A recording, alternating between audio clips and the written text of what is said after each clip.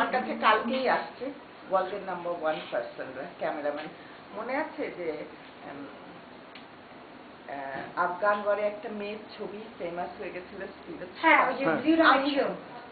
চিন্তা করো তারা আসে আমার কাছে চলে যায়। এদের আমি গ্রামে নিয়ে যাচ্ছি নর্থ বেঙ্গলে।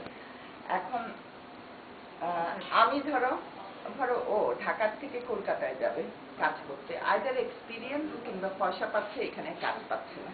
হ্যাঁ, ইন্ডিয়া কিন্তু জিজ্ঞাসা করে, সবুজসাথী বলবে আমার ইন্সপিরেশন দিদির আছে। ইন্ডিয়ার মানুষরা ওদেরও সম্মান দিতে জানে, আমাদের সম্মান দিতে। এখন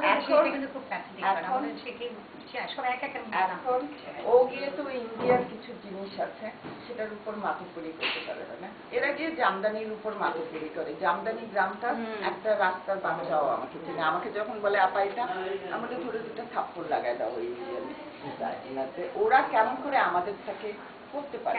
আমাদের একটা ঐতিহ্য, আমাদের জামদানি, হ্যাঁ, ওটাকে চেঞ্জ করে দিচ্ছে। আসলে আমাদের ইয়াং জেনারেশন ওদের মতন ডিজাইনাররা, আপনি যদি আব্দুল আলিমের গলাই না শুনেন, ওটা কপি করবেন কি করে?